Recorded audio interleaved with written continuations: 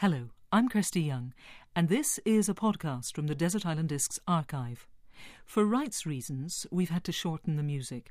The programme was originally broadcast in 1982, and the presenter was Roy Plumley.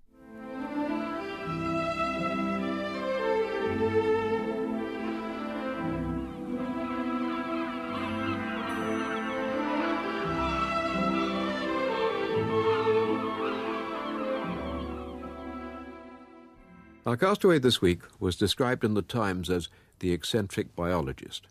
He's also an archaeologist and an anthropologist and a man who is truly fascinated by the supernatural. He's the author of some unusual and enormously successful books and one of the world's greatest authorities on whales. It's Lyall Watson. Dr. Watson, you're an inveterate traveller. Have those travels taken you to any desert islands? I was cast away on one once. You were? Yes, it wasn't deliberate. I got tied up with a cyclone, an unseasonal cyclone, in the Banda Sea, which lies east of Bali. Yes. And I and two crewmen on a small prow, an Indonesian sailboat, were stripped. The mast and rigging just fled. And after 2 days and nights at sea, we were washed up on the shore of a little volcanic island. Not really a desert island, I must be honest. There were people there. Mm-hmm. There was a little village. Though we had to spend 9 months there before we could get away. 9 months? Yes. If you'd been on your own and it had been a desert island or deserted island, could you endure loneliness, you think? Oh, without a doubt. I'm a very solitary creature. I need long periods of time on my own. And if I'm not forced to be cast away, I cast myself away. I lock myself up in a remote place and literally for weeks on end I don't talk to anybody. How important to you is music? It is important, but not in the usual way. I have no formal training in music. I play no instrument, and I don't carry music with me when I travel. And when I settle down anywhere, it's not the first thing I think of buying. But I have discovered that music in situ, in its natural place, is very important to me. African drums in Africa, Balinese gamelan in Bali, yes. A Japanese koto, an Andean flute, a church organ, all have the capacity to move me to tears in their place. Well, you're going to come now to the first record you've chosen, which is music of that sort. It is, very much. I was born in Africa. My roots are in Africa. It's a very important place to me. I keep going back. It's like going back to the well. So on my island, I'd like to have something of Africa with me. And the piece I've chosen is a very typical piece of African music in that it's insistent and repetitive. But if you listen carefully to it, you find it has very subtle change of pattern within the repetition. It's a collection of ivory trumpets, 40 in all, ranging from 6 inches long to 6 feet in length, blown by a group of people called the Lyall in northern Uganda. It sounds, when you hear it first time, chaotic. It's perhaps the nearest thing to the Rolling Stones ever to come out of Africa.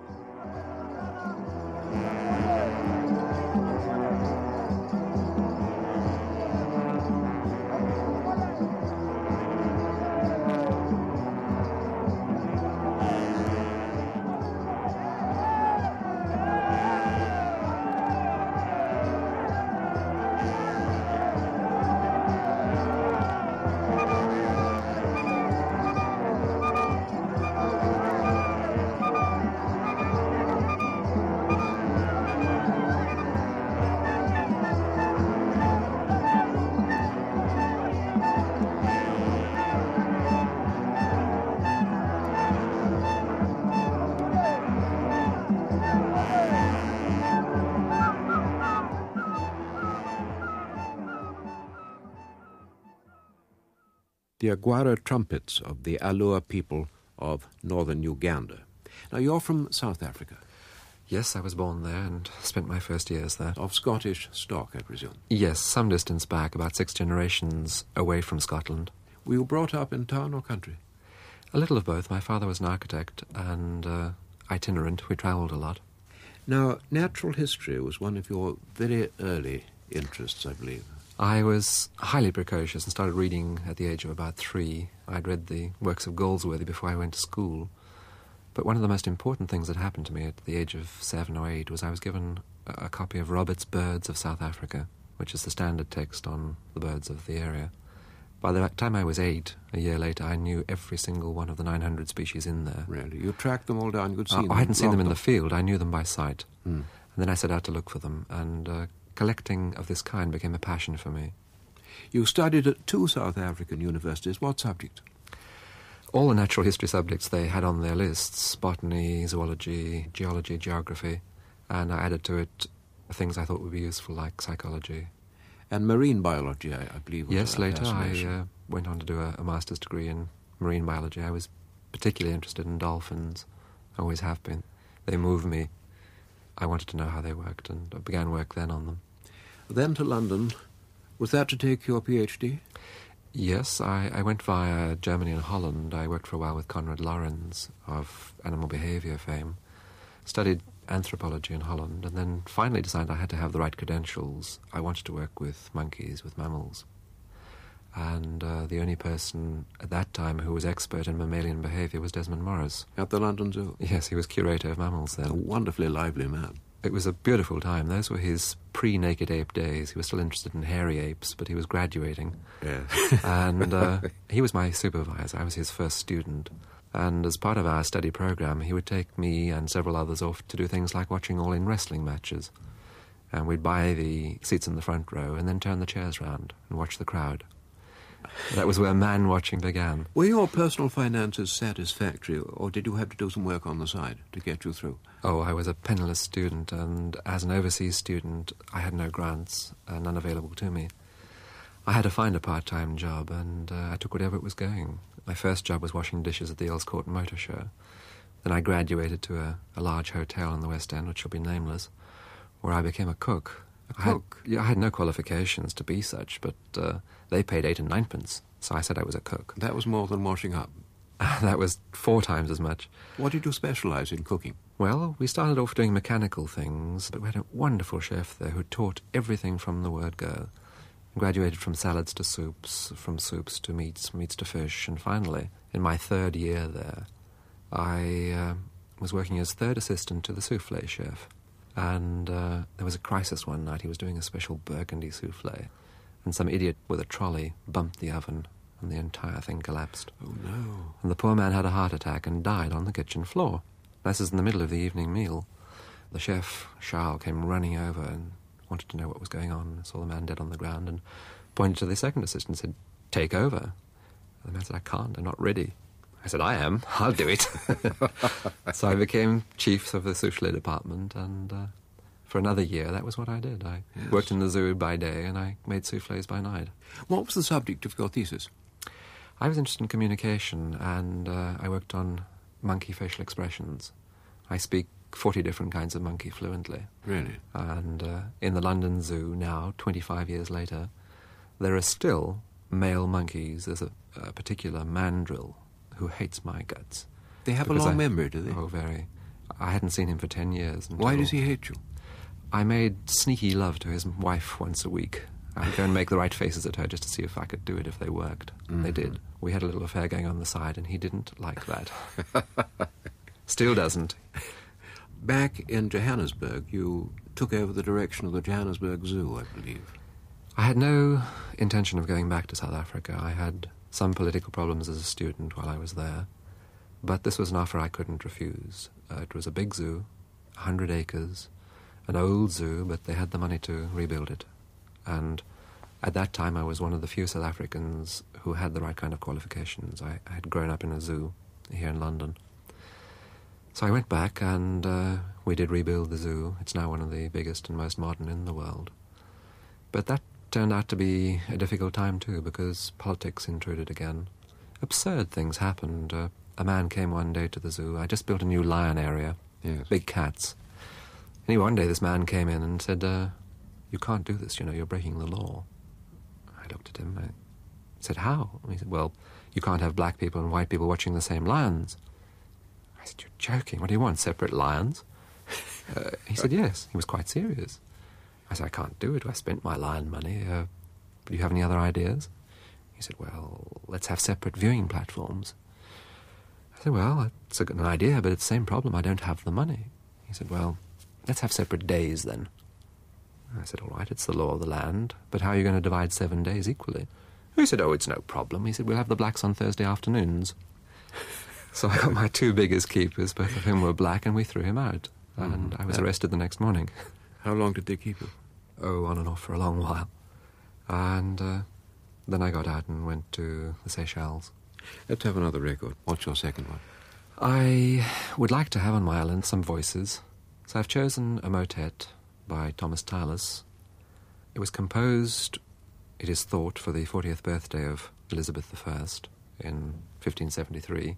So it's a 40-part motet, 40 voices, 8 choirs of 5 people. It's a lovely sound.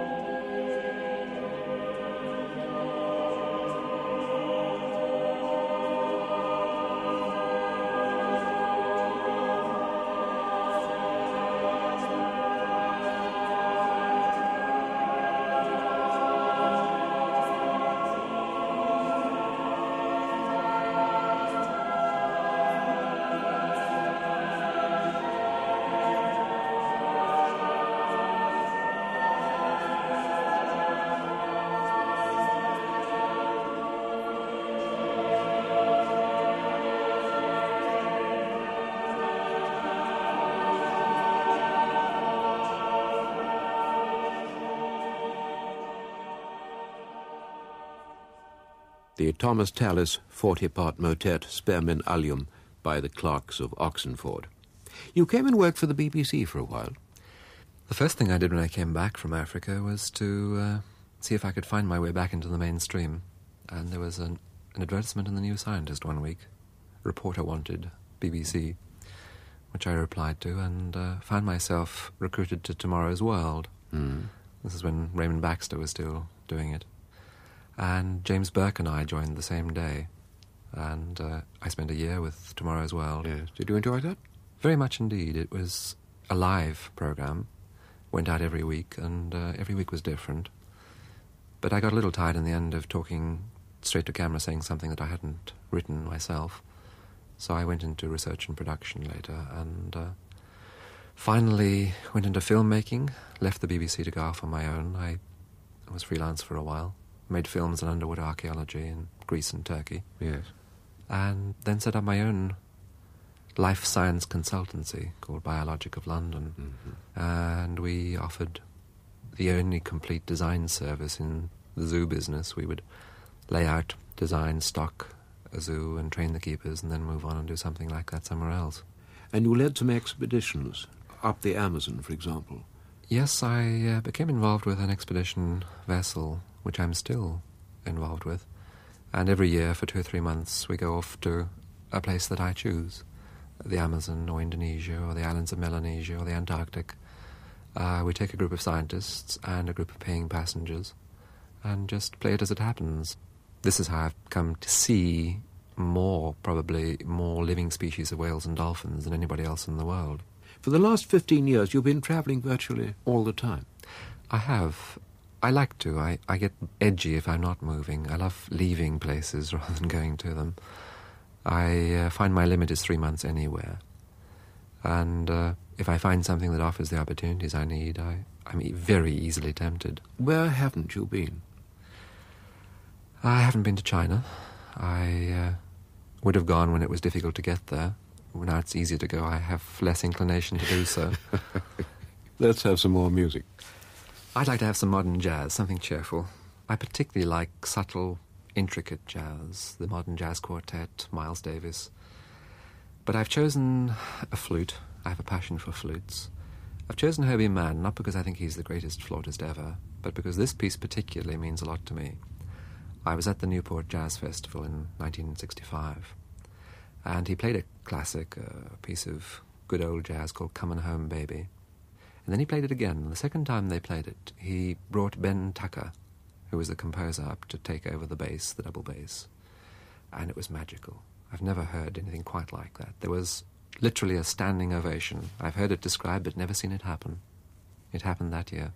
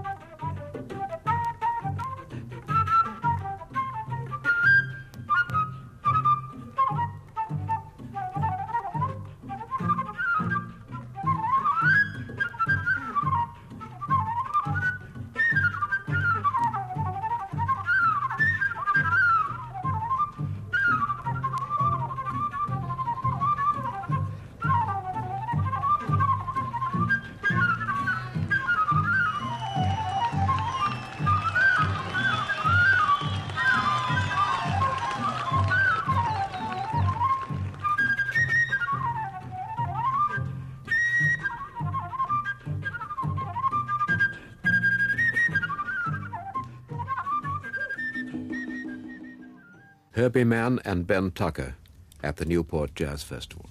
Let's talk about your books. 1970, the first one, Omnivore. That's one I haven't seen. It's a study of evolution, isn't it? It's a look at evolution through man's mouth. It's a study of human feeding patterns and how they arose and what they've meant to us in the course of evolution. Mm-hmm. It's still around a little. I'm not terribly proud of it. It was my first, and it has flaws. Where did you write it? I wrote that one in the Rift Valley in East Africa, in Kenya. And then 3 years later we come to your big smash hit, Supernature. How many copies of that have been sold so far worldwide? I've lost track. It must be 7 or 8 million. It's now in 17 languages, and it's become a phenomenon. It just goes and goes and goes, and it's like a child I once had, of which I'm remotely proud, but I have nothing to do with it anymore. What was the motive of the book? I never meant to write it. I was on a Greek island at the time, and it was the time of the early 70s when people were interested in astrology and reincarnation, and all the kids who were passing through the Greek islands that summer were talking about it. And I realized that, although I'd never studied it myself, I knew more about it than they did. Yes. So I sat down one day and began to write. And you knew more about it because certain aspects of the supernatural have a sound scientific basis. Yes, I'd always been interested in things that didn't fit, things that my science tended to sweep under the carpet. And unconsciously I had been collecting them. And all I did was try and put them together into a sort of patchwork quilt. Record number 4. I should like all kinds of mood music on my island, and I can think of no better collection of moods than Ravel's setting of Mussorgsky's pictures from an exhibition. There's something there for every possible mood. I'd like to choose something rousing as my favourite cut, perhaps the Great Gate of Kiev.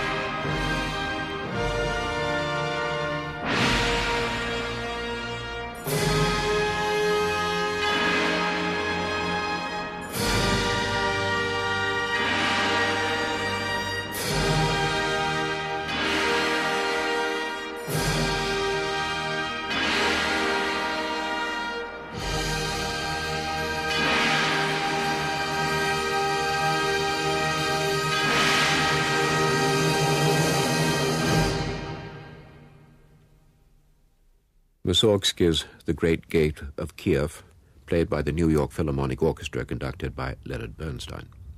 Now, further explorations into the world of the unexplained in Gifts of Unknown Things, a rather puzzling book because the scientific matter is mixed into a story. This was about your shipwreck, really? Yes, that's the account of my us. own castaway experience. Yes. It is a magical island. I shall never tell anybody its real name, and I shall probably never go back there. But it meant a great deal to me, and I like that book best of all I have ever written because it is the most personal. Mm-hmm. I felt I'd earned the right to say what I thought. And Life Tide, it seems invidious to pick out one incident from a very long book. There was one very curious phenomenon which you witnessed yourself, the little girl with the strange power over tennis balls. Little Claudia, yes, she is now a big girl. This was some time ago. But she could, it seemed at the time, and I still think it's what happened, evert tennis balls. In other words, she could turn them inside out. So you had a ball which was still pressurized, but which had the fur on the inside and smooth black rubber on the outside. This is physically impossible. It can't be done.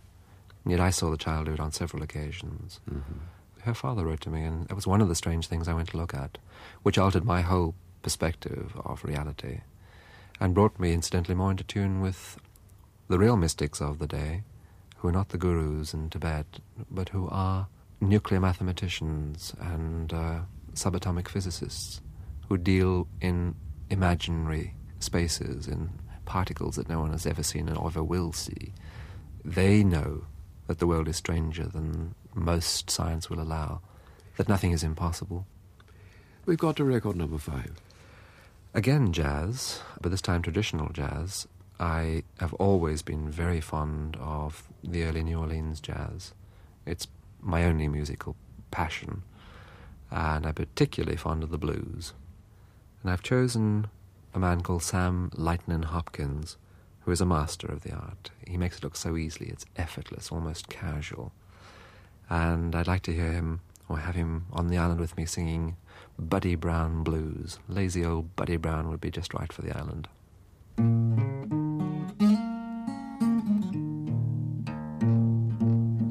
I'm gonna get up in the morning, do like Buddy Brown.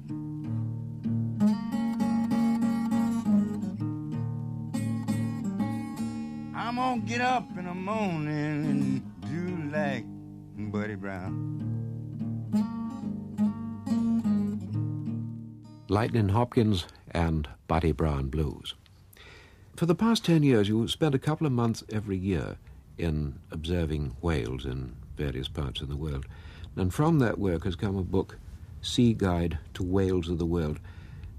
Here is no speculation. This is a scientific book. It's a field guide. It's a way to make it possible for all merchant seamen or yachtsmen or people who see whales or dolphins to identify what they're seeing, to put a name to them. It's the result of 10 years of field work.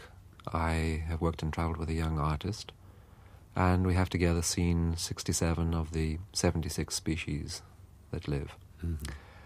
It's a definitive guide. I don't think anybody else can improve on it for 20 years. What I hope it will do is add to the body of knowledge about whales in a way that will make it possible for us to go on protecting them. I don't think anyone reading this book or any part of it could fail to become a strong advocate for conservation. There's some amazing stories about the social concern shown in a whale community. I have seen on several occasions a dolphin carrying a sick calf, keeping it on the surface, enabling it to breathe where it would otherwise drown. This is behaviour which is natural to them. It carries over also into interspecific contacts. There are several cases of dolphins rescuing humans who are drowning at sea and pushing them ashore. On one occasion I was with John Lilly, who was well known for his early dolphin work. He had a facility in the Virgin Islands, and a television crew came down while I was there to do some filming. They'd heard these stories, and they said, "Look, can we try it out? Does it work?" And Lilly said, "Sure, but I'm not sure if it'll work here." I said, "Let's try anyway." So they threw the assistant cameraman into the pool where there was a single dolphin, a female. And she came over and looked at him and watched at him sink and drown, and very gently lifted him to the surface and pushed him to the side of the pool and helped him out. The director, like all film directors, was unhappy with the take and said, "Can we do it again?" Lilly advised against it, but they insisted. He said, "All right." So they threw the assistant cameraman in again, and this time the dolphin came over and she beat the hell out of him. Well, you mustn't fool, must you? You're a delegate at the International Commission to try and stop whaling. Already you've succeeded in getting no-go areas for whalers. It's the International Whaling Commission. It actually was a whalers' club designed to further whaling at one time. But we, that is the Seychelles, whom I represent, joined 3 years ago. And since then we've been encouraging other people who have an interest in conservation to come into the community on this commission. And that includes China and India and Egypt. And we now have enough people on the commission who are opposed to mindless whaling that we think we can either stop it altogether very soon or bring it to a negotiated end. Mm-hmm. In other words, make sure that whaling does stop as soon as possible. Record number 6. I should like to have for the quiet evenings some chamber music, and I've chosen something which is modern. It was first performed in 1956 only. It's a piece by Samuel Barber called Summer Music. It's very elegant, very sophisticated, and it's full of woodwinds, which I love.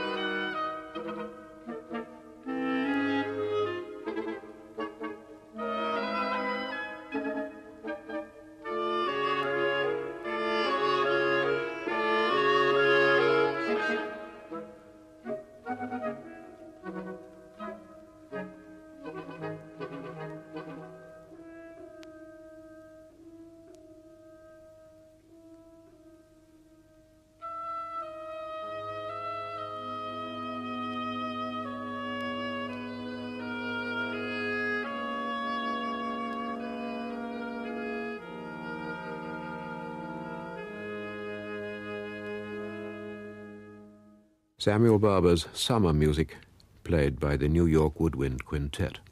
You've got a new book out, Lightning Bird. Now, this is an African true story. Yes, it's my homage to Africa. I was born there, it's important to me, and yet I've never paid that debt. I didn't actually choose to write this book. I was sort of elected. It's about a young Englishman who at the age of 16 went to Africa and just walked out into the bush and back into the 19th century. He lived in a cave and lived on bats and lizards for 20 years. He came back very occasionally to civilization to pick up something or to talk to people. And during one of these short visits, I met him. We met very briefly on 2 occasions only.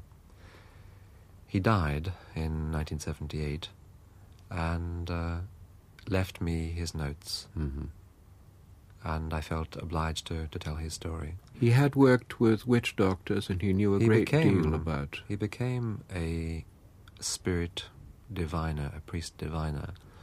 He's the only white man I know of, the only white person I know of to be initiated to that level. Mm. And the secret of his access to African tradition, to the secrets of Africa, is that he was epileptic. And this has a certain... Throughout Africa, people believe that when you are in the throes of an epileptic fit, you are possessed by the spirits of the ancestors. You're speaking for the ancestors. You have a project, going off at a tangent, you have a project for making a personal Western film. Western films are a great enthusiasm of yours. A passion. I'm a movie freak anyway. I'll watch anything that moves. For me, a good day is a day in New York where I can see 6 movies starting at 8:30 in the morning. I'll watch absolutely everything, but Westerns particularly. Since the great train robbery in 1902, whatever it was, how many Westerns have been made? 30,000. 30,000? Since those early 2-reelers. And I think I've seen all of them at least once. My great ambition, I'll die happy if I can do this, is to make my own feature Western. I've written a screenplay. On traditional lines? Absolutely traditional, a classic Western. No Indians, no horses, no women. Just a straightforward, direct confrontation, the classic duel. I think it's time. I think Westerns have been out of fashion for a few years while we went through the Star Trek phase, and I think it's time to come back to Earth and go back to myth. Number 7. I feel I want to have one major work with me to keep me serious, one completely satisfying musical statement, and it has to be Mozart, and I think it has to be a symphony. I've chosen number 41 in C, the Jupiter, and I'd like to hear now the finale, the virtuosity, the counterpoint in this leaves me breathless every time I hear it.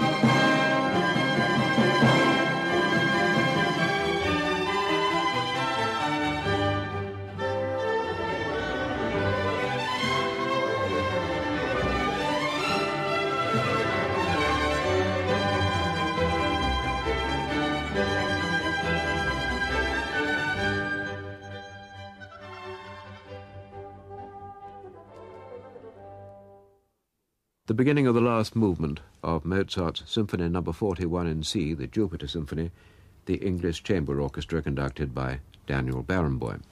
Now, I don't have to ask you those usual questions about how well you'd manage on a desert island, because this is something you've already done and managed exceedingly well.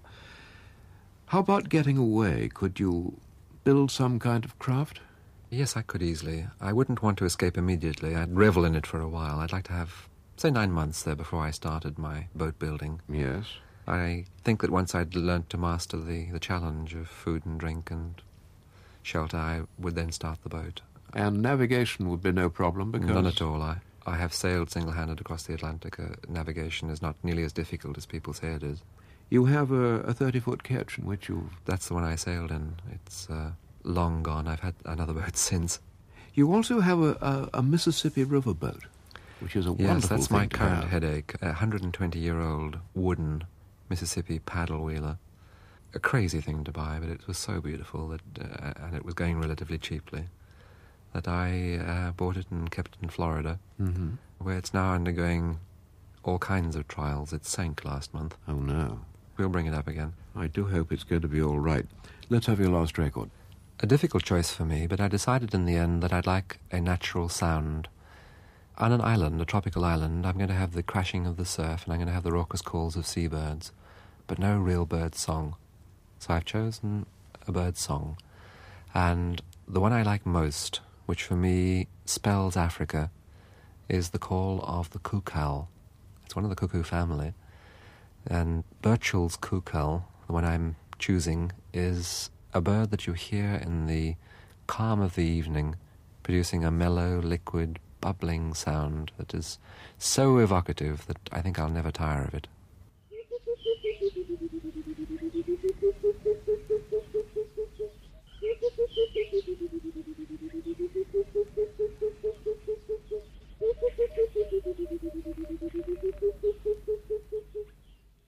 The Call of the Cuckoo.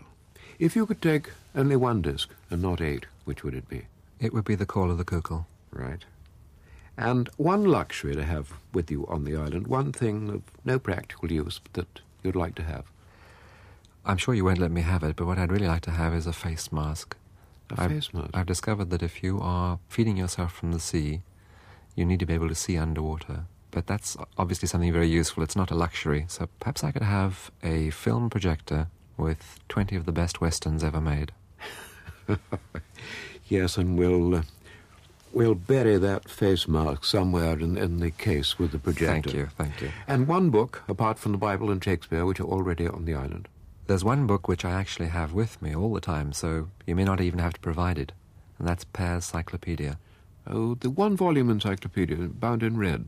That's the one. Issued anew every year. I religiously buy a new copy every year, mainly because my old one gets worn out. And it's so great to have around because it has something of everything in it. If you are trying to remember who the Illuminati were, or whether Cromwell died before Rembrandt did, or these are the sort of things that worry you in the middle of the night on a desert island, and I'd hate not to know. Right. Pear's Cyclopedia you shall have. And thank you, Lyall Watson, for letting us hear your Desert Island Disc. I've always wanted to be a castaway. Goodbye, everyone.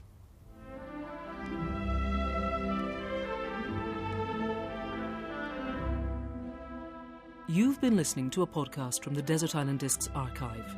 For more podcasts, please visit bbc.co.uk/Radio 4.